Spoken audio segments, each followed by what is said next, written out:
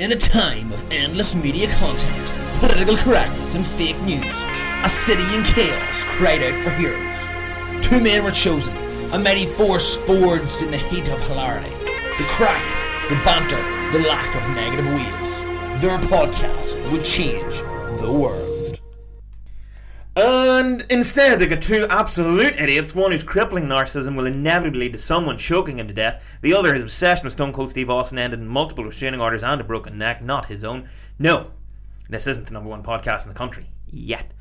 It's Jack and Sean on You Ain't Heard Nothing Yet!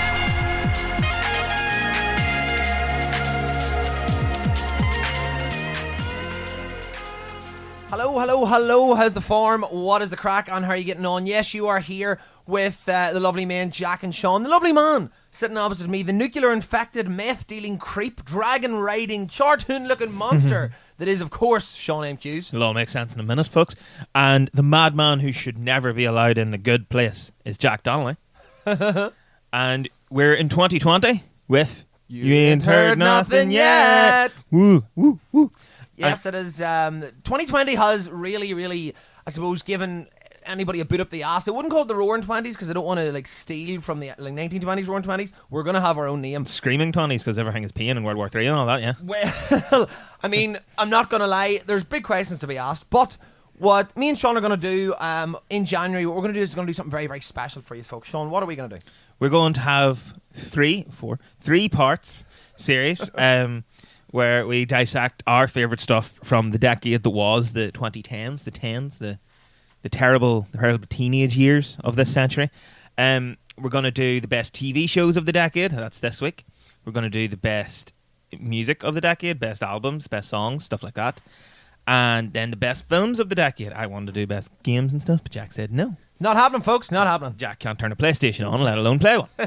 But no, we're going to talk about the best TV shows of the decade. I've got a list. Jack's got a list. Going to talk about the list. I'm going to tell him his opinions are shit. He's going to ask me what's an anime. It's going to be great. You're going to love it. Is that that's a porn category? No. Maybe. I don't know. Is it, Jack? Also, we have our special guest in the show that's been here for every one of our podcasts, the squeaky chair. You may be able to hear it in the background there. Squeaky chair. Squeaking like nothing else. Squeaky chair's fan also might make an appearance, and that the aircon in this building seems to have picked up hugely today. It's very loud. It is indeed. So what we're going to do is we're going to run down our top 5. We're going to give you some honourable mentions as well. Sean, would you like to kick off proceedings? Kick off. We're going to kick off with biggest nuclear disaster, I think, in world history. Made a TV show out of it. Wait, hold on. There's a TV show out of your life? What? No, it's just the biggest disaster. Chernobyl. That came out last year. It was a HBO miniseries. It was in Sky Atlantic over here. Came out very quickly after Game of Thrones, am I correct? Yeah, they're around the same time. It was... it was a miniseries. So I think it was just a handful of episodes, 4 episodes, I think. And it told basically, as you can imagine, the story of the Chernobyl disaster when this nuclear reactor exploded and the subsequent inquiry and the cover-ups and all this sort of stuff. Did you watch it yourself? I did not watch Chernobyl. It's, again, on the bucket list, you know what I mean? There's not enough time today, Sean, for me to do everything I want to, let alone relax and watch some great TV. Well, it is great TV. But no, it's very good. It has Jared Harris in it. He's like the guy that leads the inquiry, the investigation. So I was going to ask, is that the guy with the glasses? Mm-hmm. Because he's also in Mad Men. He plays like an accountant in the latter seasons of Mad Men. Okay. Very, very good. Comes to a very sad end, to be fair, in We'll Mad Men. talk about that later. Will we? Stan Skarsgård's also in it. We love a bit of Skarsgård. What's Skarsgård, man? What? Stalin or the kid? No, the dude. Like, what He's he's probably most well known recently for the Thor movies. He's like the crazy doctor. His son, one of his sons, is Pennywise. Fuck, right. Mm-hmm. He's a creepy man. He's a handsome guy without the makeup, though, must be said. Okay. But yeah, so it kind of like dramatizes, makes a fictional story. It's based on a true story. When this nuclear reactor exploded and killed a bunch of people, and there's still a lot. It's obviously you still can't go. Well, you can go there on holiday and stuff. You can't really go in. I seen actually that Netflix have a thing called like Dark Tourist or something, and the guy out of it I think went to Chernobyl. He does, yeah. It's very good. But you can only stay so long and all that stuff. Still radioactive. It'll be radioactive for like hundreds of years. But basically, the show itself was enough about the disaster itself. The show is not a disaster. It's phenomenal. Essentially, it opens and it kind of tells this story. You see what went wrong and the kind of admin-y sort of management, middle management, and the cascade of issues that led to this disaster happening, and then the subsequent inquiry and the government getting involved trying to cover it up. Because obviously this is the middle of the Cold War, so like they want to be like, oh no, we're fine. Shit just didn't massively hit the fan. Like. Yeah, it's totally grand. In fact, no, shit melted the fan and straight through the ceiling. You know, that was what was crazy about it. There's so many things in it that you're watching and like, that couldn't be real. Right. Like where they were like digging tunnels to like get to this where the nuclear stuff was, so they could like bury it and all this, like sink it into the ground. Right. Or like I think that's never going to come back and bite you in the ass in about 10 years time. Like. Or well then later, and then apparently I don't know if this was, don't think this was in the show, but this is what they did later. They like dropped this massive like lead dome on top of it and all to like contain radiation. It's crazy. But like it is about this larger issue, but the heart of the show is kind of this relationship between Jared Harris and Stellan Skarsgård's character, and Jared Harris is like the nuclear specialist who's brought in to investigate, you know, what went wrong. And Skarsgård's like the government guy who's like, well, how can we cover it? You know, how can we sweep this under the rug? How can we sort this shit out here? Sort this quickly and move on. And they kind of like develop this relationship where Skarsgård sees how like the human effect, and Harris wants to like, you know, actually properly sort this out, and he kind of comes around to his way of thinking, and how all these other people who just kind of wanted to get on, you know yourself, you know, you've ever worked in any job as that guy who's like, just get it done, and this, all this stuff that get it done, man. There's a really good scene at the end. Spoilers. There's an inquiry. You know, this is these things always end in inquiries, don't they? But like, I'm not going to consider this a spoiler because like this is a spoiler for a real thing that happened in like '89 or something. Yeah. So if you don't know about this stage, you know, and they have this inquiry, and he like breaks it down. So you see it happen. It's very well done. You watch the first episode, and you see the events, the direct events at the plant that led to this happen. And then at the end, in the last episode of the inquiry, Jared Harris is given this testimony of how it went wrong and what happened, and it kind of, you go back and it shows it again, and you're like, oh shit, no, this, and it was like a cascade of issues. What about the cinematography in it? It's a very pretty film in a like a bleak sort of way. Right. In that, have you seen The Road? Reminds me of The Road. The Road. I'll walk a lonely road. If anyone's selling tickets for Green Day actually in Dublin and Jane, like, please do let me know. But no, it's like The Road. It's very like grey, kind of bleak, empty, barren film. And they do a lot with, like, there's that famous poster they did that was like everywhere when the show came out, when Chernobyl came out, of the guy in the suit, you know, like hosing down the ground. Yellow suit sort of thing. Yeah, and you just had this dark grey, like dead background. They do a lot of cool stuff with special effects. Like there's this one guy who's like completely irradiated and his skin's melting and all. Lovely. And it's very well done. Like somebody running out of Thompsons on a Saturday night. Like you run out of Thompsons on a Saturday night. Yeah, it won a bunch of awards for like effects, and Jared Harris was nominated for Outstanding Lead Actor. I thought it was kind of a crime he didn't win. Won the Emmy for like limited series. It was very, very good and very well done. It seemed to come out of nowhere in terms of, because I hadn't heard about it, and then suddenly it was just like, bah. I bang it just sort of, because I'm saying it sort of like from my memory it came nearly straight after Game of Thrones, and it was HBO. You said it done it. It was HBO, and HBO put out Game of Thrones. Yeah. So like HBO has obviously been well known for like some massively brilliant shows. I think they do The Wire. I know they've done The Sopranos as well. So they're obviously known, especially that, you know, that TV effect where it's like the blurry screen.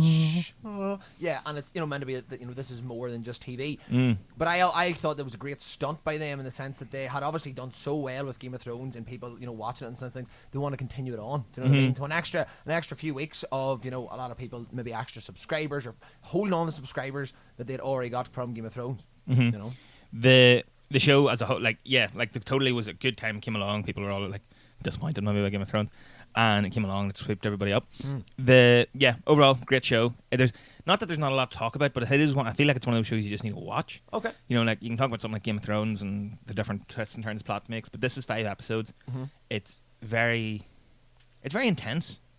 It's very much serious intensity, and it's like you could binge it. Like, it's 5 hours. What's 5 hours these days? Well, it's 5 hours, yeah. But the one thing I do want to mention, I think is very funny.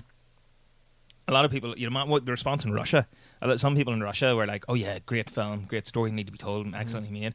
But the Communist Party of Communists for Russia, which they're communists in case you didn't catch on by their name. Get that there, yeah. Yeah, they like wanted to sue the guy that wrote it, saying that it was anti-Russian propaganda and all this, which I thought was very funny because that's so much of the show. Yeah. Jared Harris is like, this was a massive fuck up on our part, and then they're like, are you against the state, comrade? And it's all, yeah, but I just thought that was funny. Okay. It was very good. Would recommend if you haven't seen it, which you haven't seen it. No. You know, Chernobyl may be radioactive, but this show is certainly not. I'll not stand too close to Sean. Yeah, you know what I mean? He's a bit green. He's cycled here like so. It's just the smell. So that would be my I have a top 5. They're in no particular order. I don't think. Are yours in a particular order? I tried to put mine into a particular order. See, it's hard. Like my 1 and 2 are definitely a 1 and 2 Uh-huh. in that order. But I think the other 3 can go wherever. okay, They could change on any given day. It's like favourite songs. They just change. Yeah, okay, yeah. It's depending on your mood. Speaking of mood, what mood are you in for your number 5? I'm in mood for a catastrophe. But what's the show, Jack? The show is called Catastrophe. It started in 2015, ran to the end of this year. Channel 4 put it out.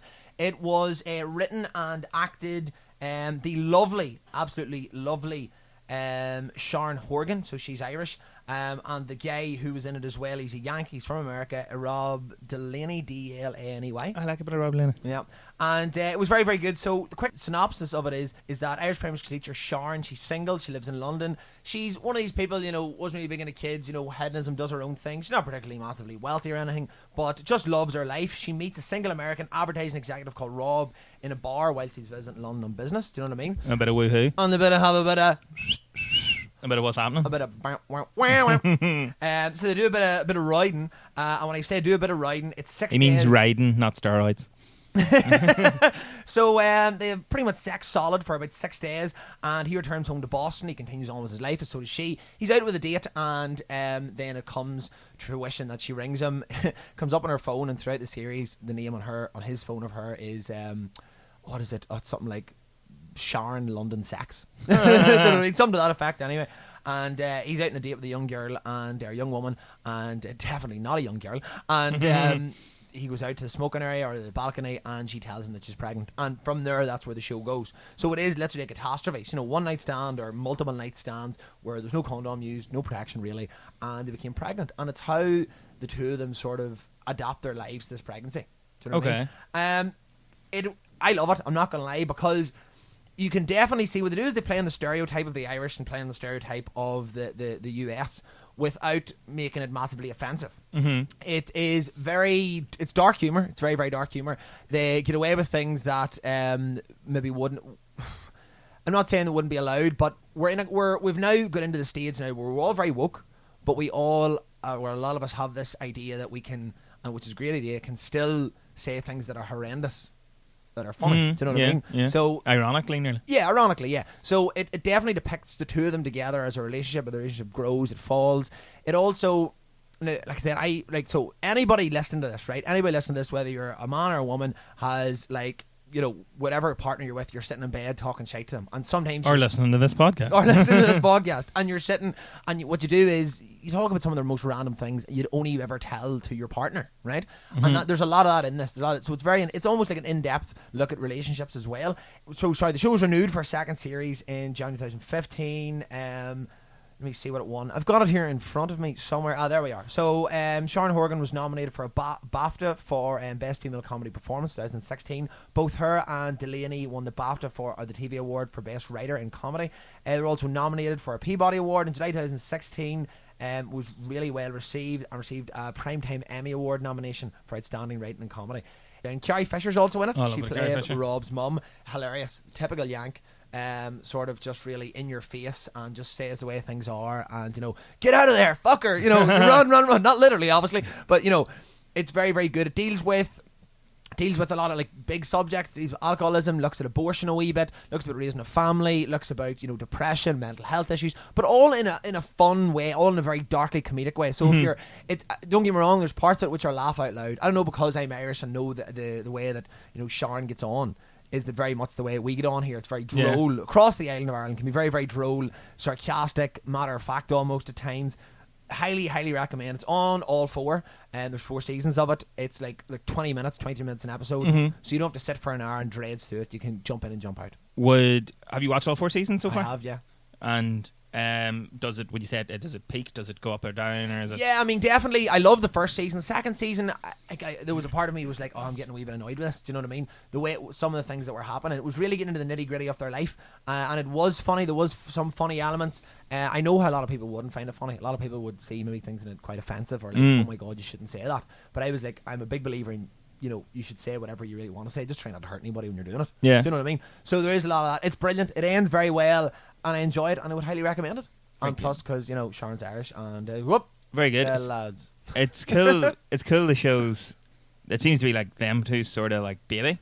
Rob It is, yeah. They're down here as writer, director. They are, yeah. So they wrote, directed it. Pretty much the two of them come together, and that's what I'm saying. That the two of them have a very, very good job. And she really uses the Irish mentality of like, there's so her father dies in it. There's they go back to Ireland for the wake. There's and the funeral. Do love a good wake, actually, to be fair. In one of our shows, we'll talk about like sort of Irishisms and traditions. We'll come back to the Isle wake. Like, do love an Isle wake. She definitely focuses on or uses, like I said, that Irish sort of dry humour, dry wit, and sort of say anything and anything to be funny. And the good thing about Rob, he definitely overemphasised the American, where everything would be lovely and dandy, where the man has to really, really woo the woman, almost in a cringy way. Yeah. Do you know what I mean? And although it's sweet and it's endearing, it's overemphasized to show the way the Americans get on about like life and love and anything at all. Do you know what I mean? Okay. He's a good character. It deals with like struggles and like just human existence. Like I said, addiction, depression. Looks at like postnatal depression as well. Alcoholism. It's very, all very that good. shit you want in a good comedy. All the shit you want in a real good fucking comedy. Very good, very good. So how many catastrophes out of 5 is this? How many catastrophes out of 5? You see, when you put it If your against life as a catastrophe is a 5. my life catastrophe is a 5, well then this is a fucking, I don't know, 15. Do you know what I mean? It's very, very good. I only have it on 5. I only have it as 5 on my top 4 to 5 because it's hard. Like, I have some really, really good shows here, and they're all brilliant for different reasons. Catastrophe seems to me to be the one that's the most real, if that makes sense. Okay. All the other ones have definitely real themes and connotations and real things happening in them, and they look at very different situations that goes on, but it seems to be the most real, hitting home with that. Down to earth, sort of. Down to earth, yes. Okay. But highly recommend. Go and have a watch, folks. Watch it with your partner, and you will definitely see why you should never have kids by the time of why you should never have fucking kids. And because I watched it with my partner, Blow Up Doll. And I was going to say, Jack, what are you talking about? Right, so that was Catastrophe. Now we're going to talk about my technically 4 on my list, but as I say, four. The elephant in the room, so to speak. I forgot. There's a song that we learned in primary school. It was 5. Get the engines live. It's about a rocket. 4. Activate the door. Go ahead, son. I'm curious. I'll do the rest of it when it comes. The elephant in the room. The elephant on the island of Ireland for the last goddamn 10 years. What did you say? Game of Thrones? Is that what you were going to say? Yeah. That was definitely it. Game of Thrones. Yeah, Game of Thrones. So, Jack, have you heard of this little known show, Game of Thrones? I mean, maybe. I don't know. Is it something to do with like the British monarchy? Because I know some of them now are like hitting to Canada and they're saying, "Fuck this shit." Yeah. Like, I don't know if you would have heard of it because like the last episode, only 13 million people saw it. So I don't know. Maybe it didn't cross your radar. Don't know. Well, I'll give you the brief synopsis for anyone who's just. I'm not living in one of the most cosmopolitan, metropolitan cities in the world, so you're living in Belfast. I live in Dublin, goddamn. So I don't know, Sean. Go ahead, tell me about this thing, Game of Thrones. Game of Bones. Game of Thrones is the series based on the Song of Ice and Fire books by George R.R. Martin. Don't know what the R stands for. Gotta say, like, is it a wee bit like yours? You know the way the M doesn't stand for anything, like Homer J. Simpson. You just decided that. Sean's name doesn't stand for anything in his name, folks. It's a myth. It's a fucking myth. It's a myth. It's not a lie. I spoke to your mother. George, well, hold on. Apparently his name's Raymond. Oh, Raymond Richard. George Raymond Richard. Was one of them his name he was given at baptism, and that one was his confirmation name? Gur. So that's his initials are Gur. Maybe it's just because his ma was always angry. She's like, maybe his name's actually Martin and his ma was just always angry. And I'm like, grr, Martin. God damn, Martin. But no, Game of Thrones, based on his books, Song of Ice and Fire, fantasy books, about the world of Westeros and its adjoining continents, and the struggle for said Iron Throne and the rulership. Does iron rust? I would have thought so. Okay. Does it? Yeah. I don't know. What's iron? What things are iron? Well, I'll tell you what wasn't fucking iron. Those 9 fucking 11. Well, the steel beams. There was no 9/11 in Game of Thrones. Don't worry. No, Game of Thrones. Well, the last season, Daenerys just goes a bit mad, burns the place to the ground. Like spoilers. Sorry. Yeah. So the competing over this the rulership of this kingdom. It's got a lot of big names in it that are kind of big names now. They weren't big names at the start. Aye. Richard Madden is Robb. Kit Harington is Jon Snow. What do you call her? Amelia Clark, Daenerys. She'd done some things, but not really massive to be And then Jack Saw do some things in Game of Thrones, and he's like, we're going to watch this. Who else? Cersei Lannister. What do you call her? Can't remember all the top of my head. Cersei Lannister. It'll come to me. Gwendolyn Christie is Brienne. Legend. So there's a lot of big names in it. And essentially, What is Cersei's name? I can't remember. That's right. I know, it's been Go on. Go on anyway, sorry. Yeah, so like the first season was in 2011. It was good, but it was very much one of them like proof of concept things, and you can see by like season 2 or 3 or 4 the budget's through the fucking roof. I think the moment that everyone like thinks like holy shit about this show being mad was the Reigns of Castamere episode at the end of season 3, the Red Wedding. Not gonna lie, probably my favourite episode. Yeah. To be fair, like I think that's the moment where they're like, holy shit, this is some serious business. One of my favourite episodes, the Blackwater episode. You remember the battle in the end of season 2? And they have the big fight down at King's Landing and the blow up. Is it Lena Headey? Lena Headey. That's there her we name. go. Or even the end of season 1, the Baelor episode, and they kill Sean Bean, like who's seemingly the main character of the show. Yeah, and then And it's it's like, fucking cut off. Okay, so this is serious business. I gotta ask you a question about Game of Thrones, right? Before we go through. There's obviously way too much to talk about here. We're Yeah. not going to be able to. There's like 8 seasons, 70 odd episodes. Tell me this, right? Does its popularity breed from the fact that it kills main characters, shock factor, Mm-hmm. a lot of nudity, There is a lot of nudity. and a lot of war scenes. So people, so those three, that combination of those three things, Death, violence, and tits. death, violence, and tits, realistically, would you say that was a massive factor in why people enjoyed this? I think a wee bit. Definitely the killing the characters thing, because you're a wee bit like, oh, seen as Walking Dead, when it was in its prime. It's a bit like, oh, we need to see it because we don't know who's safe, blah blah blah. Okay. But I think Game of Thrones was more committed to it than Walking Dead, Okay. and obviously the nudity and the violence. But I think it was also, I think that was kind of what got people in. But what people say was the genuinely good performances. Like, I think did Peter Dinklage won the Emmy like 3 or 4 years in a row. Mm-hmm. For best supporting actor. It won best Injustice, show. he didn't get it for Elf. Back to this Elf. Elf is nonsense. Actually, sorry, the one good scene in Elf is with Peter Dinklage, Okay. and then the rest of the film's absolute shit. Well, we'll not get into that, Sean. That's for next year. Guess what's again. not in my You top lying films of the decade? fucker. Elf, because it's come out in 2004. But no, a very good show. It won awards out the ass. It's made stars of everybody, like Hoster Waldo, to name another. A lot of Irish in it as well. Mm-hmm. What do you call him? Davos, Liam Cunningham Mm-hmm. in it. It was very. I think it's very same as The Wire. I think it's going to be like The Wire or Breaking Bad going forward. It's going to be one of these shows that influenced TV for years, and what you can get away with, what you can do, what you're willing to do, stuff like that. Why? Mm? Why? Like advancements of CGI? Is it because they were allowed to do a lot of the nudity stuff? You're just really stuck on this nudity stuff. But I genuinely believe that was a pull for people to watch it. Like I genuinely do believe that there wasn't really an episode where you didn't see somebody get naked. Do you know what I mean? So True. I always just think that that's a pull for anybody that wants to see it. Do you know what I mean? True. I think it was hot on the heels of Breaking Bad, which in itself was hot on the heels of shows like Sopranos and The Wire. Uh-huh. And I think they were kind of like, because we are, and we have been for a while, thinking like a golden age of television. Yeah, because yeah. it's pretty much movie quality stuff. Uh-huh. Stuff that would have been filmed 10, 15 years ago on TV. Yes. And I think where The Sopranos and The Wire and stuff like that and Breaking Bad laid the groundwork for a show like this to exist, both in the sense of, I think Game of Thrones is influential in that a show like The Witcher doesn't exist without Game of Thrones, for example. True. Because you look at The Sopranos and The Wire and Breaking Bad, they're all very, very good shows that ran for a relatively long time. About at least 6 seasons each, I think. Oh, without it, Sopranos was 7 or 8. Yeah. So, but they're all about, gritty crime dramas. Yeah. And while Game of Thrones is still gritty and drama, it's high fantasy. It's dragons and magic and shit. Very much so. So I think it kind of shows that, you can go outside that comfort zone and people would still watch it. Because I think there would have been a worry maybe that people wouldn't have tuned into the dragon show, Aye. You know what I mean? So it maybe opened up that whole, as you would say, fantasy thing to somebody maybe like me who's not Yeah, really into that yeah, fantasy thing, yeah, you know yeah. what I mean? Whereas you maybe would be. Mhm, Okay. mhm. And I think it was that they were willing to take it so seriously. And as I say, they got really good actors and Yeah. actresses. Peter Dinklage won 4 Emmys for supporting actor and was nominated for every single season. Yeah. Cersei was nominated from every season from 4 onwards. There's just fucking everybody. A plethora of just shit that was good shit that was coming from this. Mhm. Yeah. And yeah, there's too much to talk about. The effects are fantastic. Some of the cinematography is absolutely astounding. Like highlight episodes we've discussed some. One of the ones, the Battle of the Bastards, is a phenomenal episode. Like, Oh, such an episode. here's my hot take: A Battle of the Bastards is one of the best war films you can watch.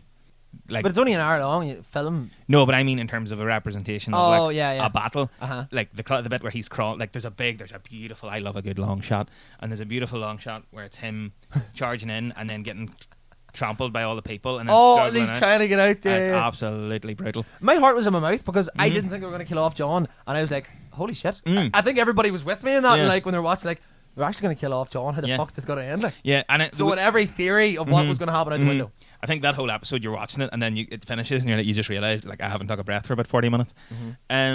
But yeah, and then I suppose, well, before we come to the elephant in the room as regards Game of Thrones, and then we'll roll on to the next one. What would be your favourite episode or moment? Or I have to say the Red Wedding, because I love the Starks, and I just thought it was very like didn't see it coming, did not, because everything was settled then, and then bang, shit at the fan. Loved that Battle of the Bastards episodes, especially when John got Ramsay in the room, he's them tied to the chair and lets the dog, and then Cersei's fucking Sansa comes and lets the dogs eat him. Brilliant. Love the episode where Arya goes and kills your man in fucking Harry Potter for the Red Wedding. Can't remember the name of that episode off the top of my head, but brilliant. And what else? Yeah, those were things that are one of the final episodes in the final season where she comes flying through the fucking sky and kills the Night King. So there's a lot of.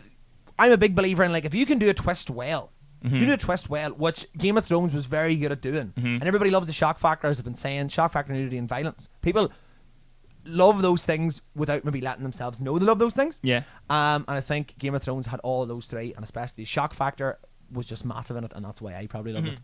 One of my favourite episodes, I think, was the second one of this last season, before the battle, when they're all kind of just sitting in the castle talking about, we're all going to die tomorrow. Is that the one where they're sitting around I love that. It's so good. They're sitting drinking, talking shit. Yeah. I suppose then, just briefly, the elephant in the room is, what was your views on the ending? Because a lot of people felt after they killed the Night King, it just shit the bed. Don't get me wrong, it's one We of will be spoiling this for anyone who hasn't seen it. for anybody who hasn't seen this, like, come on, lads. I'm not going to lie. I enjoyed it. I thought that I can see where some people were like, okay, you've fought over this so long, and it was give then to the fella who, wasn't really, doing anything. Yeah. But then, maybe he had foreseen this, because, the three-eyed raven and such things. Yeah. How did it end? I liked it. A wee bit anticlimactical, but it was. It's a word. It was almost going to be. It was almost going to be something that it was just too big. That not everybody's expectations were always Yeah, met. yeah. You know what I mean? Like, we're The talking. Sopranos, for example. We're not going to talk about how. Well, do you know what? Anyway, It just cuts to black yeah, The Sopranos just cuts to black, right? in like mid sentence, mid conversation. And shit goes down, right? But the last, I think The Sopranos done it very well in that they sort of. I don't want to ruin it for anybody, but they show a lot of things that really portrayed throughout the show, the TV show. Game of Thrones, I don't really think done that massively towards the end. If you're gonna if it's gonna be disappointing for some people, at least like try and pay homage or something. Do you know what I mean? Although then that's a wider discussion about what you with the audience, or does the audience What is an ending? Blah, blah, blah. Yeah. I don't know. I go back and forth, and I liked it. I didn't have an issue with it at the time as much as any people did until the very end. Right. I felt it was just too neat, but simultaneously too convoluted to be that neat. Okay. If that makes sense. Yeah, it was yeah, like, yeah. oh, everything's sorted, but we've had to jump through like 4 hoops in like the space of the last 20 minutes to make that happen. Yeah. I was fine with Daenerys going mental and all. I thought that was okay. I thought that fit her character technically. And I think because I don't know if this is, I think the end of the book is going to be slightly different if he finishes him before he dies. But spoilers. If I could turn back time. So but I think either way, the spirit of the ending was correct in that it's not about who gets the throne. It's The journey you get It's there, no? the journey to get there, and it's.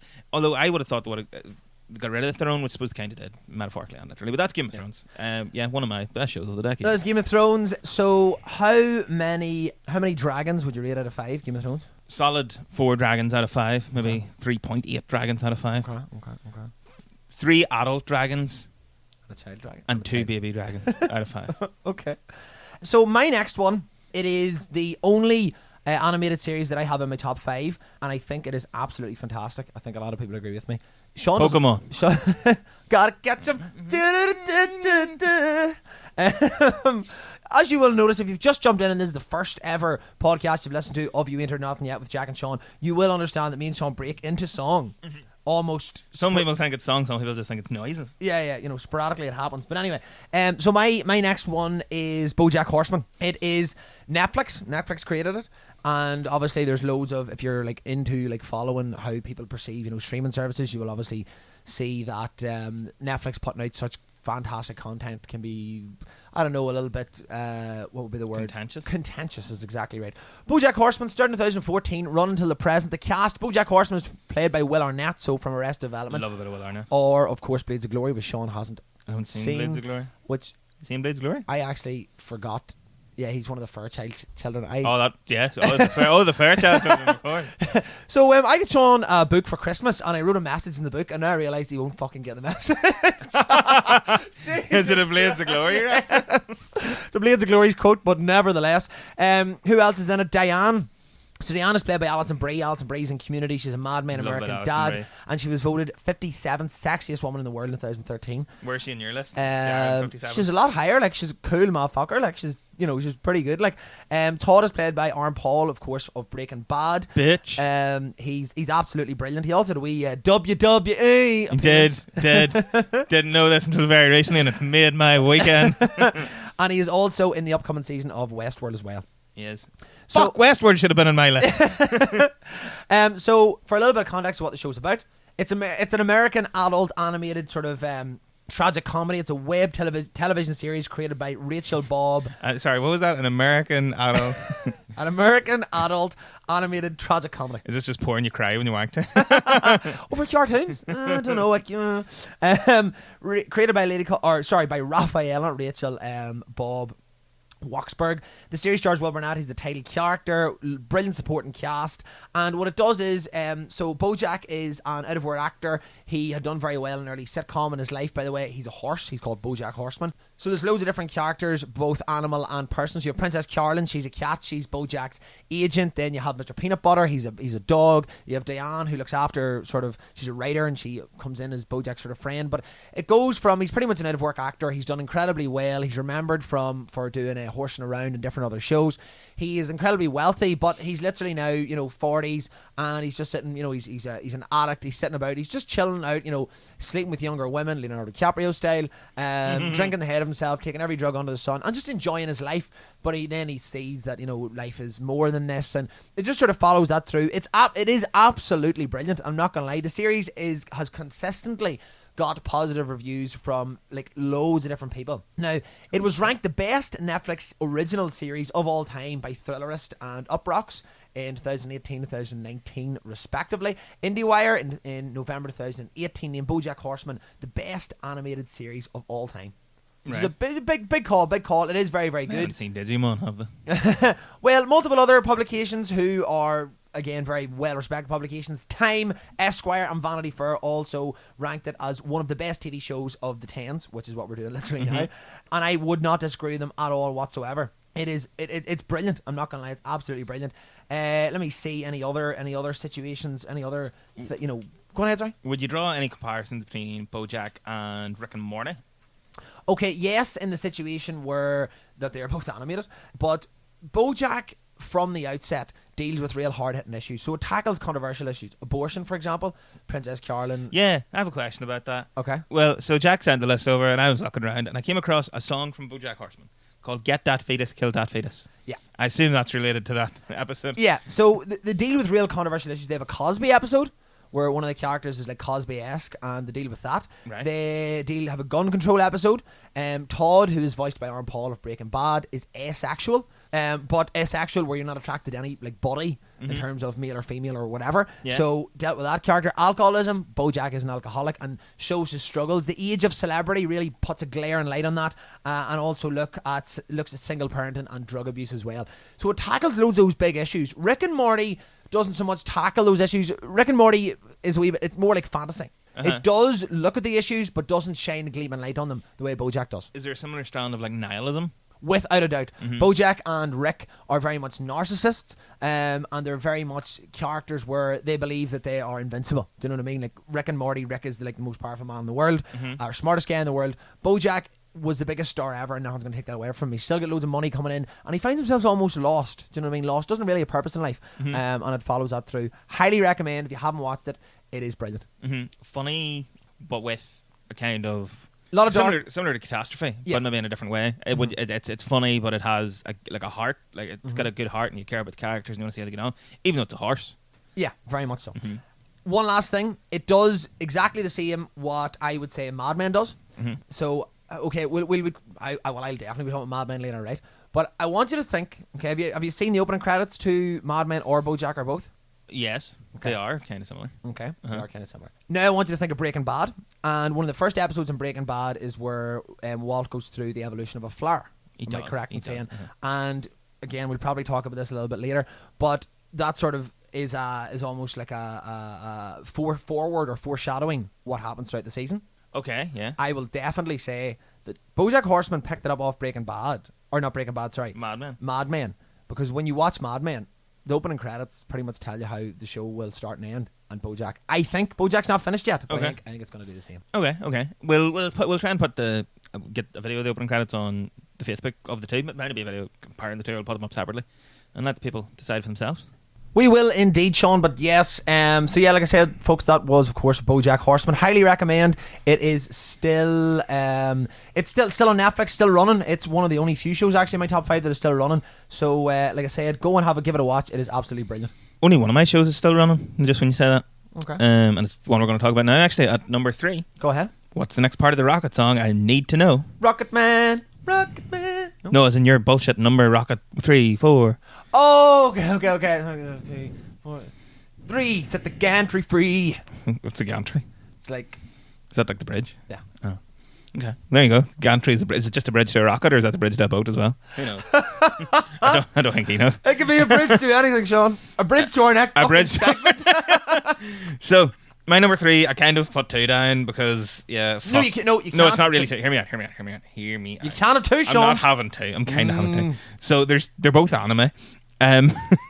So one is still ongoing and is fully in the 2010s. One I'm currently rewatching at the minute. No, you're talking about 2. No, let me finish. You'll hear what I'm doing. Just hear what I'm doing. Right. And it finished in July 2010, so it wasn't really. It started in 2009, finished 2010. You know, Right. just Full Metal Alchemist Brotherhood. It's very good. It's very, seek it out. It's good shit. Blah blah. It's on Netflix. It's good. What is it called? Full Metal Alchemist Brotherhood. Okay. It's very good. Okay, right. Fuck you. I'll do one. Attack on Titan is the one I'm actually going to talk about, which is an anime series that started in 2013, which would lead you to believe there's a lot of series. No, there's been 3. Right. Because they took a big break. And fuck them for doing that. Like Rick and Morty fans frustrated. Yeah, that's the current season just went like... Internet. It's got, yeah, I know. You know? And it's not even fucking on all 4 anymore. There's but 1 episode left. I know, it took them all off. What the fuck? I know. Did you watch them all though? Did I? The Slutty Dragon one was pretty good. I was good, yeah. But yeah, so Attack on Titan is an anime based on a manga, as most animes are. Based on? Manga. What You is know, a manga? It's like a Japanese comic book. The manga. Yeah, that's what Lion King's actually, they're singing about manga. It's like a Japanese comic book. You read it right to left. It's weird. Oh, okay. So Attack on Titan season 1 started in 2013. Season 2 was 2017. Season 3 was 2018 to 2019. Season 4, the final season, is coming out later this year. Right. Essentially, the setup is there is the last remnants of humanity live inside these 3 giant walls to keep out these titans that are essentially giant people. Big white walls. Don't know this walls. song. And to keep these giant titan things out that want to eat them. I have to have a question. Mhm. If there's 3 big walls, why do they not just walk through the open space where the 4th wall would be? Or No, they it's- shot at the 4th wall? It's a circle, you dickhead. They're not just a wall, just like a fucking, that's about half a mile wide. And Well, funny enough, I thought circles were made of round structures instead it's of a round wall. You linear can have a lines, round wall. I know you get sacked from the. Okay, we're all living in From- fucking high castles here, whatever. So these 3 walls, and the show starts when the first big circular wall Okay. gets knocked down, and these titans come in and kill everybody. And See, building a circular wall is a cunt. well, imagine having to build a 50-foot wall after. It's not nice. I've You had know. to do it before. Well, help do it before. And this is why he gets out. I asked him to build a circular wall, just build a straight one. When you want. The show starts. They get in. There's these a lot of the titans just look like giant naked people. They don't have dangly bits, so it's fine. And It's okay. Sean can watch it if he doesn't see too many penises. Sean gives it his thumbs up. Okay, we're not. it's safe for the kids. There's no genitalia. There is a lot Action Man. Yeah, like Action Man, except they eat people alive. And there is a lot. It's not really safe for kids. There's a lot of blood and guts in the show. Right. And yeah, so then the first wall falls. So all the remnants of it's the really rich people live in the center, and then the further out the slums are. And when this wall falls, somebody in the outermost wall has to move inside, and everything's really crowded and shit and all this. And basically some stuff happens. You find out some people have the power to turn into these monsters and fight back and all. Shit goes down. Like. There's a big twist at the end of season 3, which I spoiled for Jack earlier because he's never going to watch it. I don't know. Should I spoil? I'm going to spoil. I'm going to spoil. So it turns out they're not actually the last remnants of humanity. Dun, dun, dun. They've all been like brainwashed or some bullshit to believe they were. It's actually some kind of genocide that's been committed against them. And they've been Sounds like the Handmaiden's Tale. Yeah. Fucking They've been put on this island, and these monsters have been put there to keep them there. There's more to it than that, but that's the broad strokes. And they've now figured this out. So season 4 is going to be them like trying to fight back, sort of thing. Oh, okay. It looks pretty good. I cannot think of a show Right. prior to this show, maybe Breaking Bad, that I have binged as quickly. Okay. Oh, I tried. It's funny. I've never heard of you talk about this. This is before- a this show very, very before, recent. okay. I tried to watch it a few years ago when it came out. It was funny. Was when this when we were living in uni and everybody berated you and wasn't like, no, Sean, don't shite off, for fuck's sake, Sean. Almost certainly. So the bottle just smashes the wall behind him. You see what I had to put up with. And I tried to watch it a few years ago and I just didn't click. And then I went back to watch it in November and I finished it before Christmas. Right. You know, just watched it, binged it all. And there's like, 25, 40 numbers, 47. Holy shit. 20, 40, 55, 50. There's 60 odd episodes. How long is he? What? About half an hour each. Jesus Christ. It's a lot of time to neglect your girlfriend, Sean. Oh no, she watched it too. Jesus She's Christ. probably more into that. The show is fantastic. Blood, guts, a lot of great characters. A few things that I think a lot of shows, even live action shows, can't do very well. It is a large ensemble cast, but even characters have a relatively small role. You feel are very endearing. Right. You know, so when they die, you're like, oh shit, I like them. There is one of the greatest characters ever committed to television. They join this group that fights the monsters called the Scouts. They have these like fucking grappling hooks and fly up and cut them and shit. Right? And What one of did them, they have to do that? What did you call that fucking award in school? 10 knots and shit. No, what do you call that? Oh, Institute of Edinburgh Edinburgh. Award. What did that do that to get into school? No, they just had to learn how to use their grappling hook. And their captain is this guy called Erwin, and he's a fucking badass. Erwin? Right. So what do you hear, right? So they're fighting these monsters, right? Uh-huh. And he's like telling them to charge, and they're like, oh no, it's a big scary monster. Charge it! Yeah, because they're trying to rescue their mate, and then a monster grabs him and starts eating him, bites his hand off, carries him away. You think he's dead, right? Fast forward, they're still fighting the monsters. End of the next episode, he comes back, one fucking arm, saves the day, rescues the guy, grabs him under his one arm he's left, falls down from fighting the monster, lands on a horse and rides away. And it's like, you ever, Jack? I don't know if you ever felt like you're in love, but I've that was your closest thing to feeling like. and then he fucking died. what? So yeah, it's a very good show. Anime. So some people, Jack, might not give it a fair shake. I was gonna make like a comment about shaking and such things because there is porn Jack categories. thinks of all anime is like, porn. That's where I couldn't. No, he genuinely thought this. Yeah, like I genuinely did believe this. Like when I was younger, like when you're first, so when Pokemon's anime. Is it? Yeah, it's a Japanese cartoon. Oh, okay. Because like I thought that anime was very much more like that Digimon sort of thing, or like Yu-Gi-Oh sort of. They're also anime. Yeah. But I mean, like I would never thought Pokemon was. And when I was younger and exploring. Whoa, shit. When you go into a category and porn, you're like, what's a fucking cartoon? Like, what the fuck's that? Who the fuck would touch themselves to this? Like, weird stuff. But it's not porn. It's very good. It's a very good show. It deals with a lot of we talked about now. Well, there's a lot of shows with nihilist theme. A lot of nihilist theme. Like, what's the point in fighting? These big monsters going to eventually get us. There's no point in trying to resist. Blah blah blah. Very interesting. A lot of good twists. A lot of hard hitting character deaths, and as I said, because it has a large cast, but they're also very endearing. That when they do nearly die or nearly bite the ball, except the main character, he's a bit annoying. The rest of them are really good. And Erwin, main protagonist. but Erwin's dead, and some very, very good, because the large cast are also like cool or endearing, whatever. I keep saying the word endearing. When they're Sean really likes this fucking show. It earns it earns these moments. Like there's these really good moments where character sacrifices. Sean, where's your right hand? On the desk at all times, please. And yeah. Just playing footsie with him down on the table. That's fucked up. Anyway. But no, it's all on Netflix. The 2020 fourth season is meant to come out some fall of this year. It's the last season. The manga is also heading towards the conclusion. I am finding it very difficult not to just go read the manga because I need to know how the show ends. Okay. It's very much like the third Game of Thrones book. It's just one of them things. You finish an episode, and you're like, I need to know what happens next. Yeah, you want to know need next. to know what happens next. It's always a good sign. So that was my number 3. Jack. What do you got? My number 3 is actually, I was wrong when I said earlier that BoJack was the only show that is still presently going. This show, I'm not gonna lie, I don't think you've watched it, and I don't know why you haven't. It's called The Good Place. The Good Place. Ted Danson. Ted Danson, fucking legend. NBC created this. It's also streams on Netflix. Started in 2016. The cast: Eleanor Shellstrop, she's one of the main protagonists. So that's Kristen Bell. So she was Ellen Heroes. Do you remember, Sean, you liked the show Heroes, didn't you? Love it, Heroes. She was Ellen Heroes, Kristen Bell. She's Veronica Mars as well, isn't she? She's done very, very, she's done a lot of different things. She was also in Gossip Girl. She was in Frozen 2. Do you know I really liked Gossip Girl? Fuck off. There's my Okay, moving swiftly on. Michael, who is a demon / then good guy, who's played by Ted Danson. Ted Danson became famous in Cheers, you know, Frasier, The Simpsons, Made in America, Saving Private Ryan, 3 Men and a Baby. He also was famous for being the partner of Whoopi Goldberg, and also came out and people actually say that he was given a lot of stick for being a racist, right? Because he came out at one of Whoopi's birthdays and said a lot of racial jokes, right? Right, about her, just in general. Just black people. Okay. The funny thing is, she wrote the jokes and asked him to fucking perform it. It's hilarious. The two of them were pretty much in love for a long time.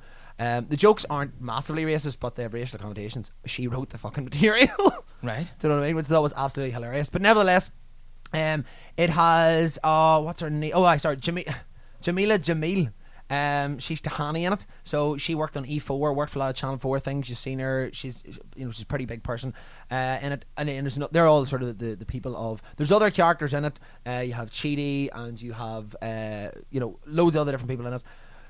The Good Place, the whole synopsis of The Good Place is very, very simple. The series focuses around Eleanor Shellstrop. She wakes up in the afterlife with a thing in front of her saying, "This is the afterlife. Everything's going to be okay." She's introduced to Michael, who's played Ted Danson. This is The Good Place, highly selective, heaven-like utopia, designed for people who have been righteous and good in their lives. It's actually for a little bit of I'm not going to tell you exactly what everything that happened in this, but I need to give you a wee bit of context. It's actually a bad place. It's the bad place. It's a trial error of how would you torment people.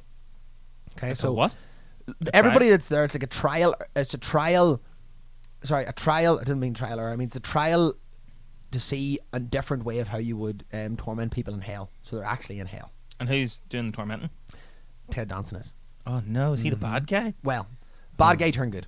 Okay. Again, I'm not gonna tell you where it goes because it's still running, but that's pretty much the synopsis of the show. It's absolutely brilliant. Is really, this on really Netflix? very good. It's on Netflix. Would highly recommend. But it focuses a lot on moral philosophy. Right. Mm-hmm. 3 big questions. Okay. The beginning of the Good Place takes place inspiration from the idiom "hell is for other people." Okay. So this is from John Paul Sartre's play No Exit. Right. And it goes around the concept that hell is for other people. It's often very misunderstood. However, it pretty much means that hell is for other people because you are, in some sense, forever trapped within them, subject to their apprehension of you. So, I mean, hell is pretty much what you are within it. Okay. Do you know what I mean? Question 2, second big philosophical inspiration is, if you study moral theory, can you be better? So if you recognise that what you do makes you a better person, can that make you, Can you improve yourself? Can you improve yourself? And the third big question in it is, what do we owe to each other? So, do I owe it to you, Sean, to be nice because... Or sorry, do you owe it to me to be nice because I bought you a sandwich for your lunch earlier? No, because you got the wrong sandwich. But those are the 3 big questions in it. It's absolutely brilliant, and I mean absolutely brilliant. The Good Place is ranked 69th on the Guardian's list of top 100 best TV shows of the 21st century. It's been recognised for a Peabody Award. They've been nominated up and down. It is, I'm not going to lie, it's absolutely brilliant. It asks you a lot of questions, really asks about sort of what is and what isn't the afterlife. Do you believe in it? What comes? Can you be a better person? How hard is it? Will some people never change? Some people will never change.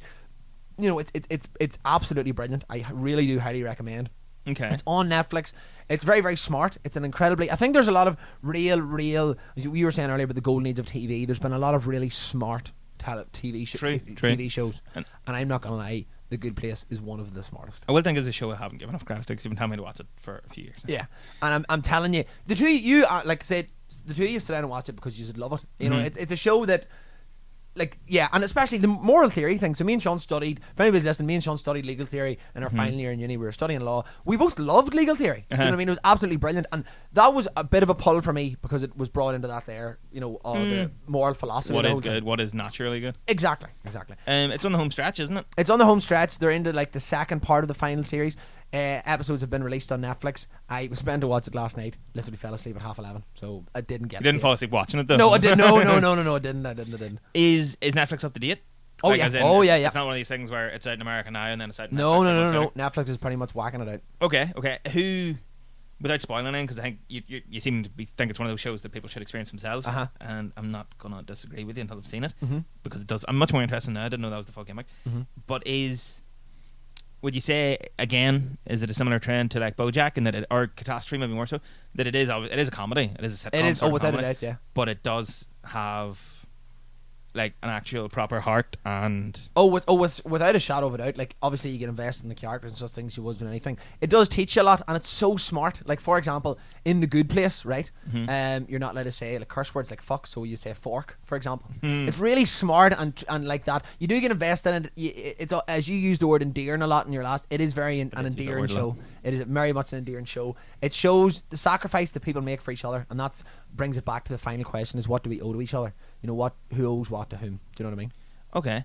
Is, again, without spoiling anything, and if you don't want to say, don't have to say. Mm-hmm. So the first season, they're all put in this good place, and they think it's heaven. I'm not gonna lie, that was a big spoiler that I gave away at the start, but yes, Okay. that's And the at some concept of the stage, show. it comes out that it's not actually. Yeah.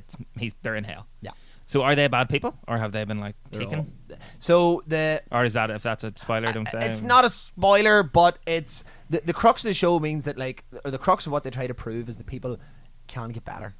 People aren't inherently bad; they can get better. Okay. And so then, does the show focus on maybe them in this experiment and how they change, or does it eventually turn into a we're gonna like get out of here sort of thing? Both. Okay. Both. Okay. I'm interested. I'm intrigued. Definitely, it's worth the time to sitting down. Mm-hmm. Okay. Anyway, we will rattle forward as fast as we possibly can to number 2. So 3 was Set the Gantry Free. 2, not much left to do.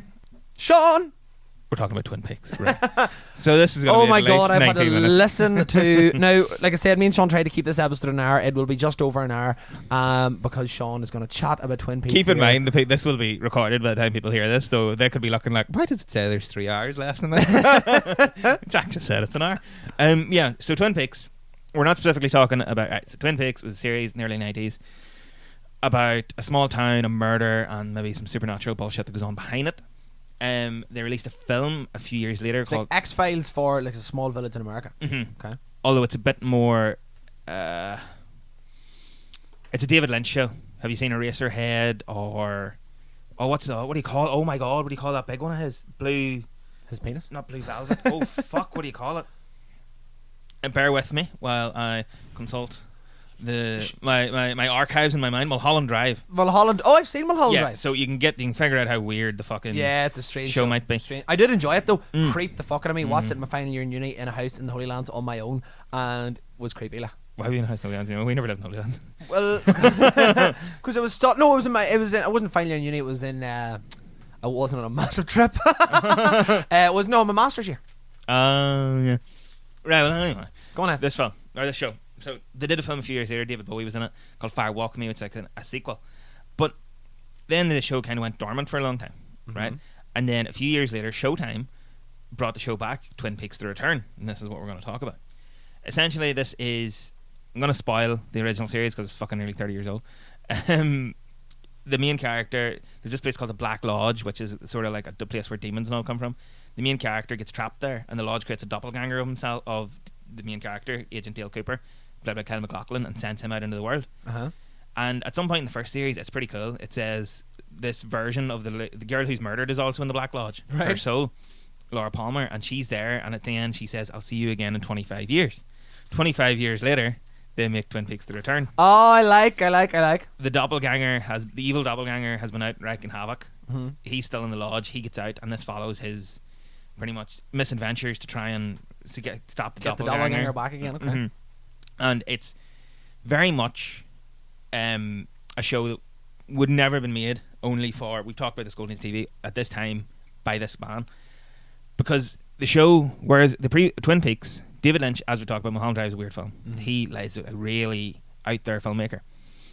The Return is what Twin Peaks, the original series, is a bit weird, but he's clearly reined in a wee bit because it's network television. But this, they're just like, do whatever the fuck you want. The show follows all of this. One of the greatest episodes of TV I've ever seen is episode 8 of this show. It completely leaves the main plot for a whole full episode. Right. Has a flashback and explains how these demons got into our world in the first place. Oh, okay. It's in most... It's Pretty smart, actually. but it's in to black. link, you know. Yeah, it's in black and white. There's basically no dialogue, and it essentially says these demons come into the world because when we created nuclear weapons, we did something so awful that it breached into their world of awful. I like. Made a crack in the wall Uh-huh. and into their world of awfulness, and that let them in. So it's very interesting. There's a lot of interesting ideas, and because David Lynch film get very little answers, so it keeps you on hooks. Like fuck, I have read the books that came out after it. I think anything. You've to went do into with the it, fan lore massively to I try need and- more. Yeah, So all consuming. the performances are very good. There's a few big names in it. Kyle MacLachlan's in it. Obviously, Robert Knapper's in it. Teabag from Prison Break. There's what do you call her?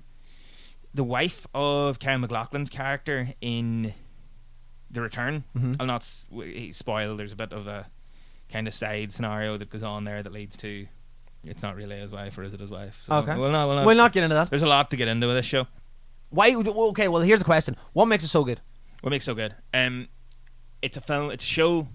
As I said, it's a show that's going to be made now. He's completely let loose to do what he wants, and he goes fucking for it completely. Right. So the plot is mental. The show is mental. You need to be willing to just let it go, though. Okay. You know, if you're the type of person that's going to watch it and it's going to get a bit weird, and you're going to look at the person beside you and be like, "What the fuck is this?" You need to just let it run and experience it. It's an experience yeah, in all its own. Be open. Come in. Go to it with an open mind. Yeah. Like a sex party Yeah, or an orgy. or both. Both same thing, really. So Well, Well. one will have a spread on, the other may not have the spread as good, but we're not getting into that now. what kind of spread? Not legs, anyway. Well, definitely legs. That comes later on. So Naomi Watts, she's in it. So yeah, it's a few big names, but it's if you do let it run and let it be an experience and just like wash over you, so to speak, it's just unique because it gets a bit silly at times, Uh-huh. but you need to just roll with the punches, sort of thing. You and let it gotta happen. roll with it. But no, it's very, very good. Do you need to have seen the original series? You'd get more out of it. It helps, but It helps. not necessary. But you don't have to. David Bowie's a kettle in it. So David Bowie's character just like it's quite funny actually. Complete side note: David Bowie appears in the film in the early 90s for a total of about 5 minutes. Uh-huh. Doesn't know where he is, what's going on, then disappears, reappears in a hotel in like South America, screams the shit it comes out of my ass, and then bursts into flames. Standard Bowie. Standard Wednesday night for David Boyle. And reappears 25 years later in the show as a giant talking kettle. Basically. So yeah, that's my recommendation. David Bowie's a kettle. Watch Twin Peaks: The Return. Give it a chance. You will watch it and be like, what the fuck's going on? Maybe go back and watch the original series. It's on Now TV. It's all on Now TV. Uh-huh. The original series, the film, and The Return. There's heavy rumours that they're going to do another series, but I don't know. Would you be happy with that or not? I don't know, because the ending is so. It's one of the best endings I've ever seen, in that it's so ambiguous and you can totally build your own ending out of it. I have my own theory about it, which I won't try and explain because they will have to explain a lot of different things. Okay. But I've read other theories online that are equally viable, and I think it's so Lynch-esque to just leave it there and let it sit, because it's an absolutely horrific ending. Because you can read it as a horrific ending, which is how I read it, or you can read it as the good guys win. Right. They beat these demons of Beat the the lodge. demons, right. So, yeah, I would rate it 2 peaks out of the Twin Peaks. Very good, very good. That's my number 2. That's your number 2. Okay, Okay. well, my number 2. Number 2. Woo! This is going to be, it may be a bit contentious because we've obviously 2 number 1s to do, honourable mentions, so we're going to rattle through these. Okay? Rattle through. The Rattle honourable through. mentions are going to just be like. Yeah. So my number 2 is going to be a wee bit contentious because, well, of Your opinions are terrible. what happened. My number 2 is House of For Cards. God's sake. House of Cards, not the old one, but the remake. The remake with Not the YouTube videos Kevin Spacey comes making. making Maybe those 2, I don't know. no, not the YouTube videos where Kevin Spacey pretty much says that bring me down and I'm going to take all you motherfuckers down. No, it's not that, although this is the show that was birthed from. So Kevin Spacey and Robin Wright. Kevin Spacey, we know him from The Usual Suspect, A Bug's Life, 7, Baby Driver, A Time to Kill, American Beauty. Baby Driver. Baby Driver? You said Rider. Oh, Baby Driver. Oh my god. There's a hilarious irony in that, to be fair. It is very good. And then Robin Wright, of course, The Princess Bride, Forrest Gump. 2 examples of what it is. Is she Jenny? She is Jenny, yeah. Jenny. Jenny. I love you. How do you spell Jenny? That's 5 ways. No. House of Cards is an American political thriller. It's a web series. It was an adaptation of a 1990 BBC miniseries with the same title, and which was originally based on a novel by Michael Dobbs. The first 13-episode season was released in February 2013, streamed on Netflix. It was followed the Congressman Frank Underwood, played by Kevin Spacey. He's a Democrat. He represents South Carolina's 5th Congressional District. He's the House Majority Whip.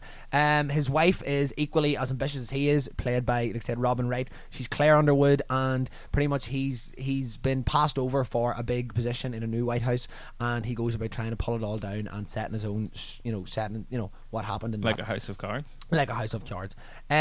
So I'm not gonna lie, the opening 5 minutes is, in my opinion, one of the greatest Of the first episode? of the very first episode. Is absolutely brilliant, and it's. I mean, do I tell people or not tell people? I tell people because I can't remember. Oh, the dog. The dog. Yeah, go for it. So it opens with so they live in this like swanky townhouse. The doors, it opens with Kevin Spacey opening the double doors open. He comes down half dressed, although he has his clothes on.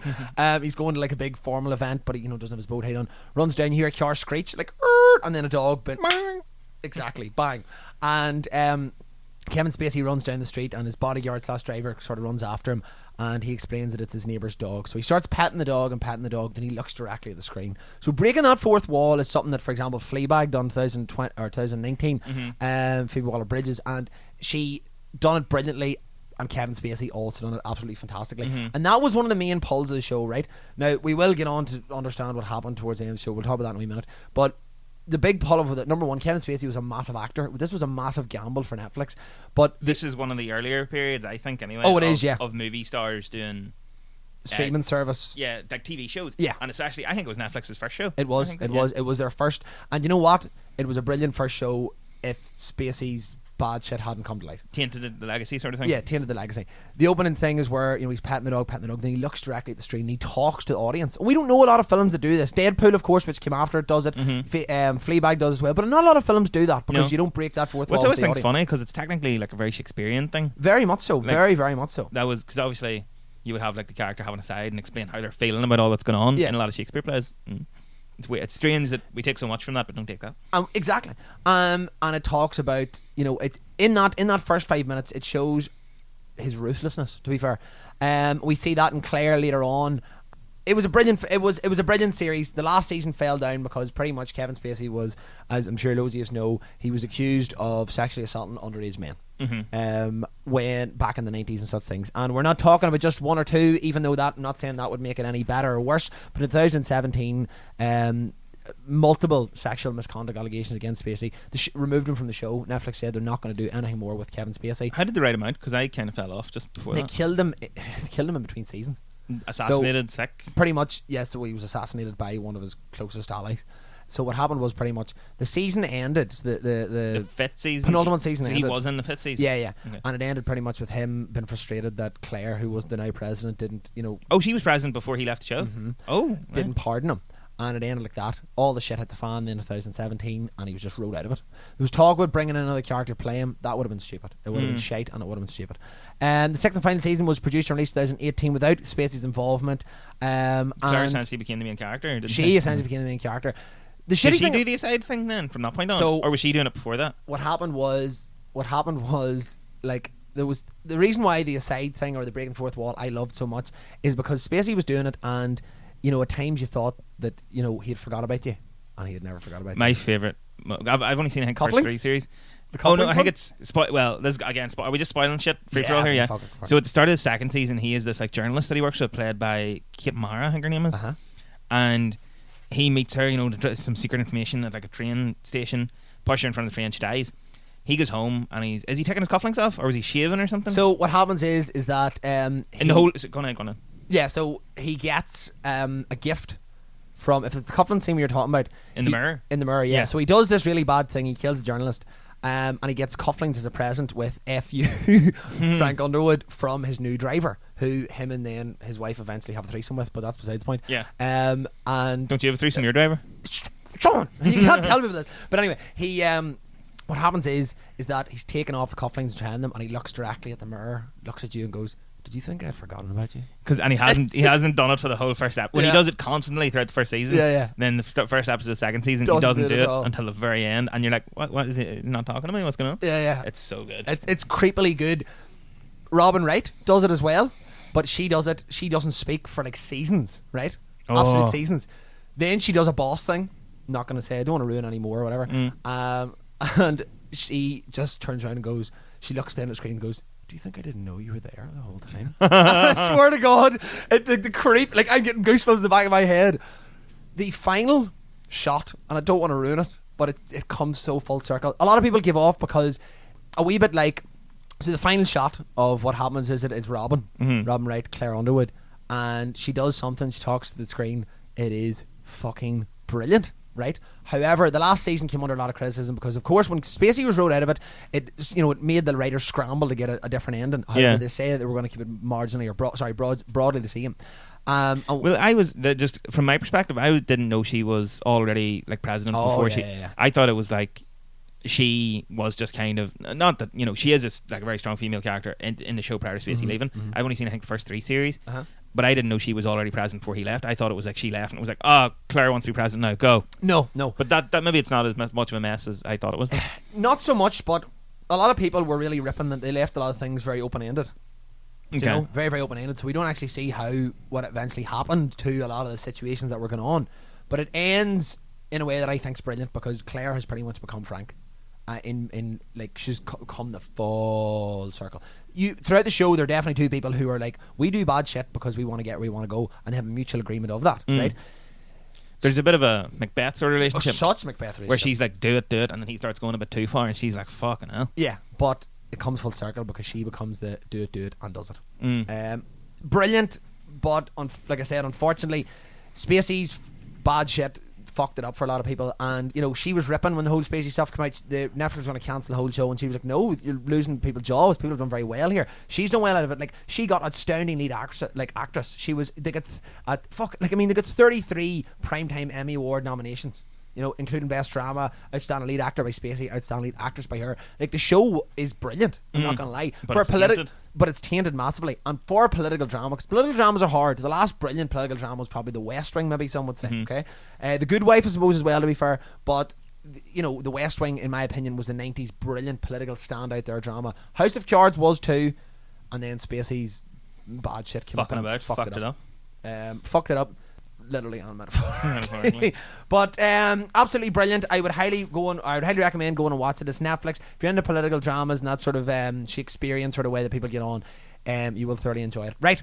What we're going to do now, folks, is we're going to rattle through our honourable mentions, and then we're going to tell you, we're each going to give you our number ones. Will I just go through all mine first, and then you do all yours? Go. I might jump in and out, but let's go. Okay, honourable mentions. So I have quite a few of these. So Queer Eye, the reboot on Netflix very recently. Used to be Queer Eye for the Straight Guy. A group of very stylish gay men come and a not so stylish straight man who's usually deserving because he does some nice shit. Yeah. It's a very nice, good, feel good show. If you want to have me on it and sort my shit out, let me know, guys. Needs it. I've been saying it for years. He wore the go ahead. I was gonna say he wore the same bot shirt, although there are other bars in Belfast who wore the same fucking bot definitely shirt. are now because the bot doesn't do about Wednesdays anymore. The bastards. Although you did look glorious in that shirt. It burnt a hole in it though. Go on. Sherlock, Benedict Cumberbatch, Martin Freeman, modern retelling of Sherlock Holmes, very, very good. Brilliant. Last season was a bit wobbly. Andrew Scott's fantastic as Moriarty, very stylish show. Stephen Moffat, he came and brought a lot of similar vibes to Doctor Who not long after. Doctor Who, also an honourable mention. More so the Smith Capaldi years. Not really a huge fan of the current lady too much. Not that she's a woman, I don't mind anything about that. I just think she was a very different vibe, and I don't like it as much as the new showrunner. It's given a different vibe. But the Moffat years are fantastic. Matt Smith, the 50th, 2013 was brilliant. David Tennant was back. It was all very, very good. Rick and Morty, we were talking earlier. Woo! Very good show. Swifty. I don't know the song. Swifty in here. It's funny. It's hilarious. Morty's great. Jerry's great. It's just great. Really smart, funny. The Maz voiced by Claire Clark, who was also in Scrubs as Elliot. Really? Fucking right. Didn't know that. Yeah. Well, you'll never look at Ben again. And a lot of really mad, weird ideas. You're like, fuck, how'd they think of that? Yeah. You know, what else we got? I have some here that I think you have that I think you'd be better suited to talk about. Okay. So I might leave those to you. Have you watched You? What's Some of this first season, most of the second series. Got the second series pretty much because my brothers were home at Christmas and so was I, and they were watching it. I've only seen the first season so far. Very good. Second season, good, much of the same, and that sort of internal monologue thing where your man's sitting, talking to himself Being and a almost psycho. asking questions. It's good, and it brings, it makes you very much. Are you with him? Are you not with him? Well, you're not with him. You're not obviously, with him. God, hope so. fucking nutter. But nevertheless, it gives you that conflict. Very tense. The whole bit in that first season where he went out, followed them out to like the holiday home in like fucking north of the city. It was fucking scary as shit. Yeah, very much so. A lot of weird stuff goes on. Dragon Ball Super. They brought a sequel series back of Dragon Ball. Very good tournament, very nice animation style. Toriyama out there, stories very fun, making more powerful characters as he tends to do. It's great, blah blah, mad hair. Archer, we're both fans of Archer. Such a show. Such a show. I fell off. I'm a few seasons behind, but very good, very funny. Peaky Blinders, very good show. Only came in recently myself, but I watched season 1, skipped season 2. I've watched the rest since. Would highly recommend. Now talking about Peaky Blinders very quickly. Cillian Murphy done a thing a number of months ago in 2019 when I was living in Dunleary in Dublin. Gay Garvey out of Elbow does a show on Six Music every Sunday. Cillian Murphy was asked to come in and cover for him because Gay Garvey was off for a while. Okay. Unbelievable, because his music taste is brilliant anyway. And I listen to Six Music, BBC Six Music. It's absolutely fantastic. Cillian Murphy came in and started doing that for a while just for a guest. Brilliant. He's now come back again because Gay Garvey's off. He done a New Year's Day special. It's brilliant, and does a few other ones, or hopefully we'll do a few other ones. Highly recommend anybody's listening. I'm going to take that out. Peaky Blinders, very good. Arthur's my favourite character. Fantastic performances all around. Beautiful show, stylish show, blah blah blah. One more, Memories of the Alhambra, which is a Korean drama. Never heard of it. About some fucking guy who makes. I always, this Korean thing, and you really loving people who are Asian. Okay. I just thought that that was a weird porn thing when I found that thing in second year that we're not going to talk about on there. Yeah, sure. I don't know what to say. I have no recollection of that moment. Sean did have drawers under his bed. That's all I'm saying. Memories of the Alhambra. It's a Korean drama. It's on Netflix. It's about this guy that wants to making this AR game, where you see holograms and fight them and shit, but there's more to it and there's ghosts and shit. It's fun. It's Korean drama, so there's a lot of really hokey romance stuff too, but it's good crack. Don't think it's getting a second series, and the first season ends a bit of cliffhanger. It's a bit disappointing. Those are really my honourable mentions. The Thick of It, actually. The Thick of It finished in 2012. Thick of It's fucking hilarious. Brilliant show. Peter Capaldi, fucking fantastic. Legend. Armando Iannucci, great show, hilarious. Apparently based on a lot of true stories about your mate Alistair Darling and stuff. Very good show, very funny. Would seek it out. I'm sure it's on the iPlayer. You will, if you haven't seen it and you did like Peter Capaldi and Doctor Who, you'll see him in a whole new light. He is just a cursing machine, a very creative cursing machine. Fantastic show. They did an American equivalent called Veep that I didn't really enjoy, but Think of it, it's about UK politics, and he's like a fixer, but he's very angry and blah blah. That is my honourable mentions for the decade. Jack. Okay, just on the Thick of It, it's like a mockumentary thing. It might take you a wee while to get into it. Took me ages to get into it. Absolutely fantastic. One of the first lines of Peter Capaldi, don't know why I'm shouting, in the show is the way I think of Sean all the time. Sean, you're about as useful as a marzipan fucking dildo. Judging by the timekeeping on this episode, we both are. Okay, on our mentions, let's buy and go. RuPaul's Drag Race, starting in 2009. Woo! They've now got a UK one. Absolutely brilliant. UK one is good crack. You don't have to be into drag or anything to enjoy it, but it's just funny, it's hilarious, it's feel good, it's easy watching, and Rue's a bit of a legend. And what's the word? Oh, Rue. There's other one. I can't remember the rest of his catchphrases, so I'm going to continue on. Black Mirror, can't believe Sean didn't bring up Black Mirror. Charlie Brooker, starting in 2011, Channel 4, absolutely brilliant. Recent season was a bit shite. It's just about, talks about Armageddon and things that would happen, AR, loads of different things. Black Mirror is brilliant, can be creepy, can be sad, but definitely looks at the way we are today and the way our current society is going. Wouldn't be surprised. Sean already mentioned Sherlock, absolutely brilliant. He already mentioned Archer. This show, the next show I'm going to say, there's a wee bit of me cheating as well. It started in 2005, but it's still running. It's absolutely brilliant. It's Always Sunny in Philadelphia. Yeah, I had that too, but I knew Jack would have it. Yeah. It started on FX. If you are now, it's on FXX. Also on streaming services, it's on Netflix. If you don't, skip the first season, start at the second season where Danny DeVito comes in. You can go back and watch the pilot season. It's brilliant. Start at the second season, you'll miss nothing. It's like Friends, you can jump in a nice stage. Absolutely fantastic. There is nowhere else you will see an Emmy award winning actor oil himself up solely to slide through the inside of a sofa fully naked. Absolutely fantastic. Danny DeVito is king. Sean already mentioned Rick and Morty. It's absolutely brilliant. Community's also brilliant as well, as Childish Gambino in it, among other. Alison Brie, who we're going to be talking about and have already talked about. Brilliant show. Highly recommend. Chevy Chase was in it until he went mad. Fucking lunatic.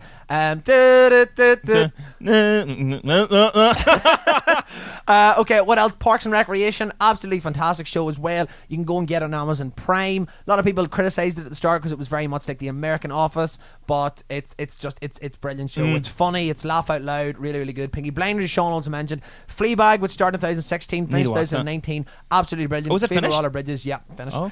Sexy Priest, your man is Sherlock, you Scott. already mentioned. Andrew Scott, fucking brilliant. Line of Duty as well on BBC, absolutely brilliant, well, really well done. Love Hate as well. Was Love Hate out in, I couldn't remember, and I should have checked this before I start talking. Was Love Hate in the 10s or was it in the previous one? Trying to be the 10s. It was At least, the 10s. maybe started before 10s, but definitely was in the 10s. Yeah, definitely was in the 10s. Highly recommend. Go and watch it. It's about gangs and stuff down south, down in the Oh Republic. yeah, first episode 2010. Yeah, absolutely brilliant, folks. Highly recommend. Misfits as well, which is E4, which is a very good show.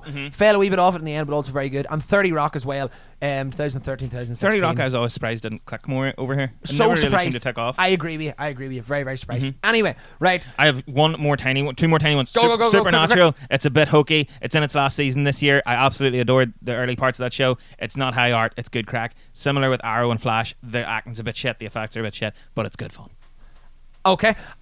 So we had 5. We got the engines live. We had 4. Oh. We activated the door. It was 3. Set the gantry free. 2. it a Not bridge? much left to do. 1. The journey's begun. Or really come to an end. Come of to the an end. podcast. Sean, what is your favourite, what do you think is the best TV show of the 10s? So a lot of thought went into all of these lists, I think, from both sides.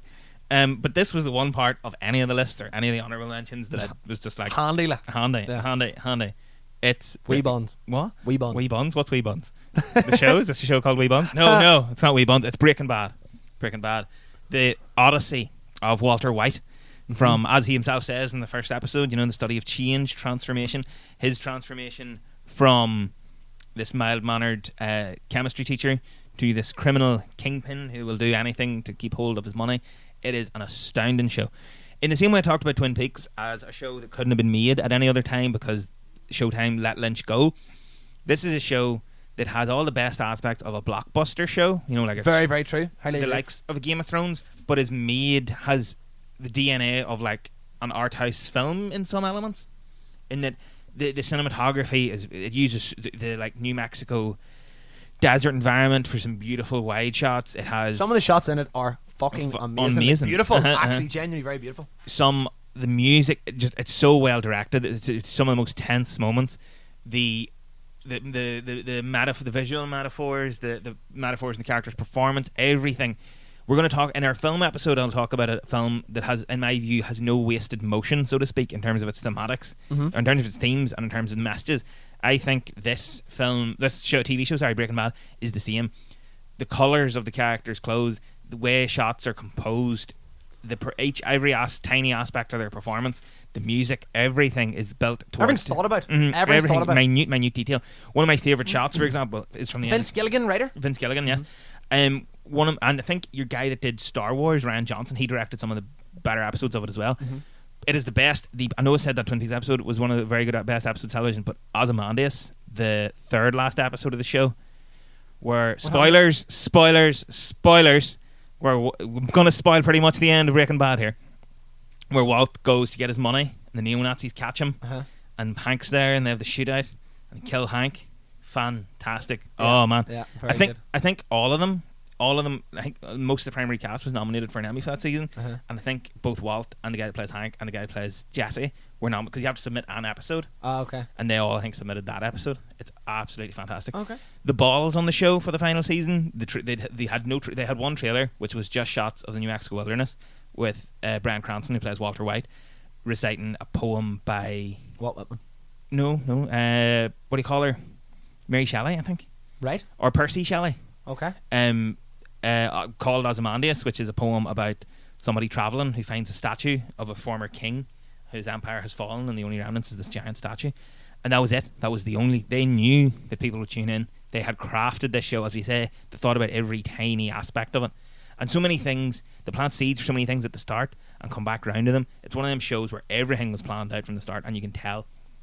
One of my favorite scenes is the end of season 4. Walt is trying to make his family disappear, like to get them, away from all this madness to a new life, and he goes back to get the money, and the money's gone. And there's this beautiful his money's like in a vacuum packed bag, like Hoover the air out. He has them in like the space under his house, the crawl space that a lot of American houses have. And yeah, I know exactly where you're going with this. and the music's pounding in the background. He runs into the house, one long take down the hall. He climbs down in the crawl space, looks around, digs around. There's no money. The money's gone. The phone's ringing. There's people coming to kill him and his family. The phone's ringing. His brother-in-law, who's a cop, is warning them. Blah blah blah. All this. He locks up and his wife's in the crawl space and he's like, "Where's the money?" And she tells him where the money's gone. That the money's gone. And it does this. He just screams, and the music slowly, like a heartbeat, starts to die off. And it does this big pan out. He laughs though, doesn't he? Oh, there's silence, and then he starts laughing, and yep, it pans out, and he's just. I can goosebumps by that was such an episode. There's just this shot where it's straight down, and all you can see is through the square hole in the ground that leads to the crawl space, him from like the shoulders up. Yeah. Just the silence, and then he just starts laughing, and it cuts to black, and that's the end of the episode. So good. It's the second last episode, and Walt has this other persona, Heisenberg, I think Walt always was Heisenberg a wee bit. He always had his issues with the world and was a bit of a cunt deep down. Yeah. But this is just the whole meth stuff is his outlet to do it. And I think that moment is when Walt truly goes away and Heisenberg takes full control. Okay. But no, it's just it's just such a good show. It's brilliant. It's absolutely So brilliant. many great lines, so many great moments. And I think some people think the ending was too neat. I think the ending was as perfect as it could be. Have you seen the new movie? I haven't. Okay, disappointing because I genuinely did think you'd seen it. Good, unnecessary.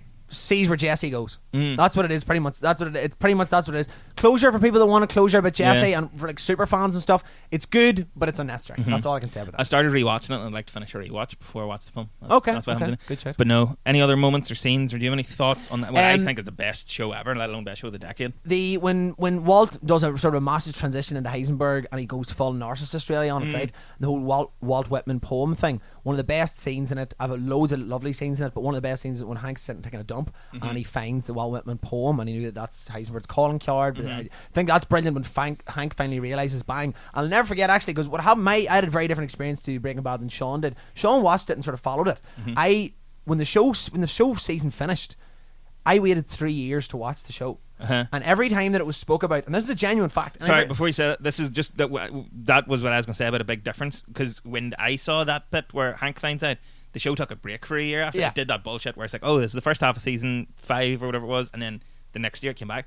So it's literally Hank looks at the book, you see the realization on his face, he's figured out who Heisenberg is. This guy's been hunting for 5 years. Yeah. And it's like, cut to black, see you in a year. Whereas Jack could be like, okay, next episode. Let's rock and roll. But yeah, so you were... Yeah, I left rooms, I left conversations, I walked away from people when they started talking Breaking Bad because I knew I would come back to it. But I tried to start watching it, didn't really like it, thought it was slow, but I knew I'd come back to it, and I did, and I thoroughly enjoyed it. Brilliant show. Loved, like I said, that scene with Hank. Loved the whole thing with Hank's wife and the purple. Purple obviously being jealousy. She was a very jealous, strange woman. Her sort of mental decay was also very good. There's a lot of great foreshadowing throughout the show in different ones. The one that stands out massively in my head is with Skylar and the rich guy she ends up fucking, where he slips on the carpet, but then actually does go and fuck him up. I thought that Bryan Cranston was absolutely fantastic in it, from ding to dust. Some of the shots that Sean's already talked about, brilliant, fantastic show all around. Do you think it is one of those shows that will be, because you could study it? People were consumed by it. Oh yeah, it was. But it never became as big over here because it never got a TV deal over here. The only channel I could ever find that showed it over here on like normal TV. That's probably because stiff upper lip of like, you know, I suppose like British. I'm not going to say Irish here. I'm going to say like cancer and drugs and all that. Big massive drug thing. Like, do you know what I mean? So I would say that probably was why, you know, channels didn't pick it up. Like, cost a lot as well. TG Cahir, weirdly, was the only channel I ever came across. TG Cahir showed it at like 11:05 on a Sunday. Fuck me. The only normal channel I ever saw that had it. Netflix obviously has it here. Did it subtitle Irish? Don't know. I think so. I don't know. I wonder what meth is in Irish. That is mad. But no, it is just fantastic. One of them, it's just, and there's so many small things. Like, do you remember in season 2, they had each episode would open with this black and white.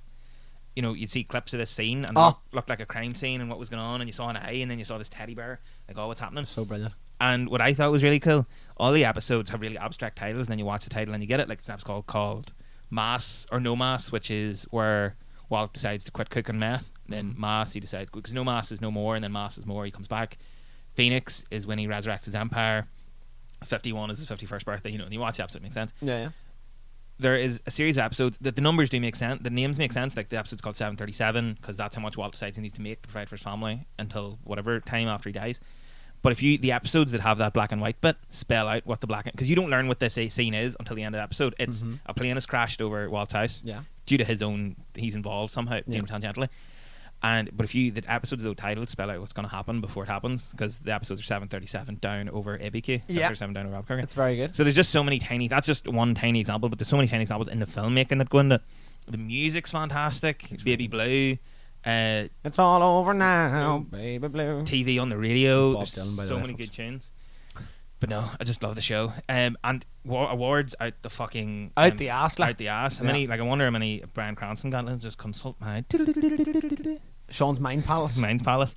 Like 1, 2, 3, 4, 4 Emmys for Bryan Cranston and another 3 for Aaron Paul. Like Yeah, massive, like. they were absolutely astounding. The show as a whole won 110 awards and was nominated for 262. Yeah, Bryan Cranston won it 4 times, 3 of those being in a row. 2008, 2009, 2010. Fantastic show. I think the best show of all time, if not best show ever. You could watch it as a blockbuster show like a Game of Thrones that is very good, very entertaining. You could study it, the thematic, the symbolism, the blah blah blah. You could write books on it. Maybe I will one day. we could do. I would love to do a full podcast on someday. I think there's totally fucking an episode in that. But yeah, we'll put up some stuff on Facebook that explores some of the thematic stuff, because there's a lot of very good video essays on YouTube about it. But like, just an absolutely astoundingly good show. Oh man. So fantastic. Your favourite show of the 10s? Of all time. Of all time. 12 breakings out of bad. Okay, 12 breakings out of bads. Okay, the next show that I'm going to talk about as my Number number one. one number one Number 1. is, along with Breaking Bad, always put up as one of the greatest TV shows of all time. Both AMC shows. This was AMC, yeah. Yeah, AMC. so So it's AMC done Breaking Bad. Breaking Bad. It done the show that I'm going to talk about. Also on The Walking Dead as On The well, Walking Dead. which should have been in our honourable mentions but wasn't. But we both fell off it. So anyway. Yeah, both fell off. I'd love to get back someday, but it's just, getting Yeah, the time. yeah. As we say, golden age of television, there's too much to watch. We'll get there. There's too much to watch. Right, what I'm going to talk about, folks, going to be very, very quick. Going to rattle through this because it is absolutely fantastic. Again, this is a little bit of a cheat because it started and then it ended in 2015, right? But it started in the noughties, okay? Mad Men. Absolutely fantastic. Where did the term Mad Men come from? The term Mad Men came from, that was the name apparently that advertising executives give themselves in New York at the time of what they were called, right? So they were boozers, they drank a lot, smoked the brains themselves, but lived in very high-paced lifestyles of getting big ads. Do you know what I mean? For the likes of fucking, from Hershey's, Coca-Cola, all the massive, massive brands, whatever. The cast: Don Draper, John Hamm. We've also seen him in some other things. However, I feel a wee bit he'll be like Daniel Radcliffe and he'll fall into that. He's only ever going to be one character. Yeah. But he played the character so bloody well. He also, John Hamm as well, was very, very particular about his wedding day. Fun fact: he, people say that men do whatever and let the women choose the the flowers and the cake and such things. Very, very pernickety. Him and his wife done it together because he wanted that to happen. Peggy Olsen's in it, plays by Elizabeth Moss, Handmaid's Tale, and multiple other films. She's coming out in a film in 2020 now called Shirley, and The Invisible Man and French Dispatch. These are all films out in 2020 that she's going to be in. She's absolutely brilliant actress. Elizabeth Moss, very, very sexy lady as well. Betty Francis, formerly Draper, Dawn's former wife. January Jones, she was in Anger Management, Love Actually, X-Men First Class. She wasn't first. So, and she's coming up in a movie, Emma Frost as well. So the next one, another great character in it, Christina Hendricks played Joan Harris. Now the thing about her is that she's she's a very, very attractive lady, very sexy lady, and a lot of people, she's massive boobs and curvy, big ass, all the rest. She's beautiful, it's absolutely beautiful, and a lot of people, really seen her as this, standout female, body positivity, and it's true because she did not give one fuck, and she looks fantastic. Absolutely brilliant. She was in the cast as well. Roger Sterling, played by John Slattery, Avengers Endgame. The Love Justice a bit of Bureau, John Slatter. Ted 2, whatever. He's absolutely brilliant in this. If there was a role that was suited for him the same way Don Draper was suited for John Hamm, this was it. So it's pretty much the plot of it. It's the day-to-day run of an advertising agency. Follows Don Draper. John Draper is the main protagonist, like I said, played by John Hamm. John Hamm, you know what John Hamm used to do as a job? He was a porn dresser. So he worked on porn sets and he dressed softcore actors for porn movies. I was going to say, some people are not usually naked in porn. Yeah, the way they do, the plumber comes round, or the stupid taxis. I didn't think it would be a job. I thought they could just figure that out. No, it's an actual job, right. Absolutely mad. But anyway, He's a very handsome man. He could have been in the porn. He could have been in the fucking porn, I know. And so sort of how he navigates the way through his life. He's told really, really bad lies in America that are specific to anybody who is a massively military nation, which is like America. He lied about his military service. Are we spoiling this or are we not spoiling this? I mean, it's been out so long. Why the fuck not?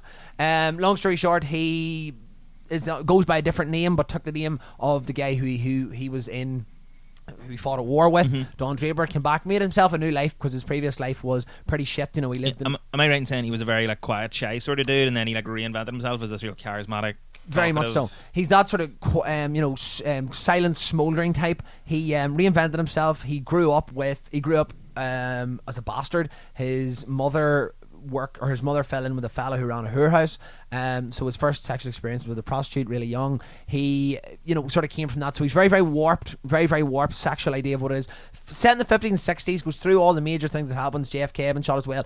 The big pull for Mad Men was that it was very stylistic. Very, very, like the style was absolutely fantastic and it was cool, it was suave. It harks back to times where a lot of people wished the time that they were from. Do you know what I mean? Until they realised there was no Wi-Fi and then they're like, no, fuck this. Yeah, fucking very true.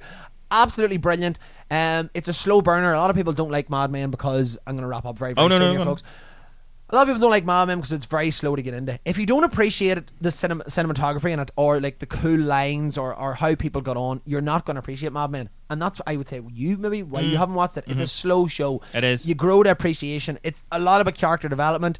Although you may hate some of the things John Hamm does, Donald Draper does in it, you love him. He's your favourite character. Like, do you know what I mean? It does a lot in the sense that it was a time when women were so undervalued and were second-class citizens. It does a lot. The three big female characters in it: Betty Draper, Joan, who's played by Christina Hendricks, and Peggy, who's played by Elizabeth Moss, is like the three of them in their own right do three massive different things after being held down for so long. They become three big characters. Even at the end when Betty gets cancer, and she's really like, that sort of, she still wants to go on to uni and do her shit, even though she's she's pretty much riddled, like. It's sad at the end. I watched the last ever episode in a cold Holy Land's house after a lecture, not under the influence of anything, and it was absolutely brilliant. And similar to, as he talked about BoJack Horseman, the credits of Mad Men start with him in this sort of suave office, and then everything falls. He's sort of falling through the air. Where will he land? He's going to land flat in his face. No, he lands very casually and calm, sitting on a chair or a sofa, smoking a cigarette, and that's how it comes full circle. We all think the last season looks at Dawn, and he realizes he's an alcoholic and he's done a lot of really bad shit, especially to women and his life and all the rest, etc., etc. But the fantastic thing is that no, there's no change. Most humans don't change. We're inherently the same thing, unless something massively bad happens in your life. We usually revert back to the bad or good people that we are. Yeah. And Donald Draper does that. So the end was a wee bit controversial, wasn't it? The end was controversial because, like The Sopranos, big thing about it as well, the main writer on Mad Men, which was, his name again was Wanger, oh my god, his name is here somewhere, hold on one moment. Okay, Matthew Weiner, Weiner. He also wrote a lot of The Sopranos, a lot of the big episodes in Sopranos that stand out. He was only a co-writer in Sopranos, didn't write the whole thing, pretty much wrote the whole of Mad Men, wrote the final episode, brought it to AMC. This is how it starts. Wrote the first episode, wrote the final episode, and then had nothing in between. That's why we went to AMC executives with. And they were like, he told them what the first episode was, the whole premise. It was like, and they looked at him and was like, don't know about this, like, what do you think? And then he showed the final episode, or he told them he was going to do the final episode, and bang, there you go. The final episode is fucking fantastic. But like The Sopranos, definitely in the same light, ends on a do you know what I mean? Ends on a sort of like a, not a cliffhanger, but it's not an ending. It's more so, am I right in saying he goes to like a retreat and he looks like he's going to go back to his old life sort of thing? So it's more like this, as you're saying about this full circle, he'll always snap back. Yeah. Pretty much, long story short, he's sitting on a hillside, and you see the waves, and think Dawn's went back. Dawn's a new person, and he's spirituality and stuff. And then you hear the triangles, the wee triangles you had in orchestras. You hear it, ding, and then silence, ding, just the waves, and it's just Dawn's face sitting in like a meditative position. Goes from no facial expression to a smile.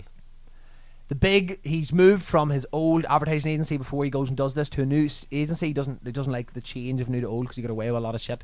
He's on a big Coke thing, Coca-Cola, not the drug, and he's on the big Coke advertisement, and they're all asking him like, what does he want to do? There's no individual thing, he thinks, and it goes to then him creating the Coke ad. I'd like to buy a world of Coke, which is one of the massive Coke ads.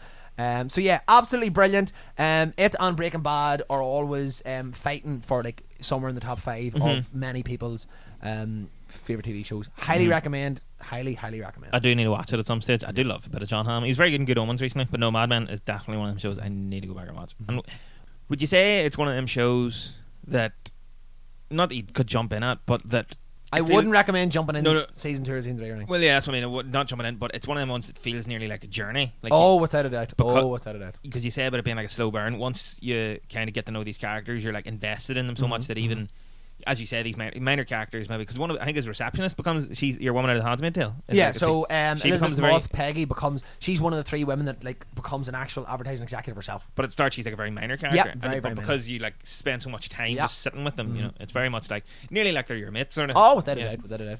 But yeah, so that was Mad Men, that was Breaking Bad. Those were our number ones. We'll not try and figure out which one is better on air because it would devolve into what Jack's wrong. Is that what he said? Devolve into a fist fight, of which Jack would lose. So yeah, those were our honourable mentions, our favourite TV shows of the decade. We'll put some up on Facebook. Let us know what yours were. If you disagree, if you thought any of these were good or bad, or if you're like a complete idiot and think Breaking Bad shite, then go fuck yourself. You're wrong. And yeah, that's really the best TV shows. Next week we're going to maybe look at the albums or our selected albums of the now folks, we're not going to, just to let everybody know, this isn't like so this is the greatest rap album, this is the greatest country, soul, whatever. These are our choices, so you may completely disagree. Like, there is a bit of everything in it. So yeah, those were the best TV shows of the decade. The absolutely lovely, delicious man sitting opposite me, he is of course a bad man indeed. He is also, as I said at the start, a nuclear infected, meth dealing creep, dragon riding, cartoon cooking monster that is of course Sean Hughes. And the madman on the far side of the room, destined to break bad and go to the good place, the bad place, any place at all, is Jack Donnelly. And you're listening to You Ain't Heard Nothing Yet.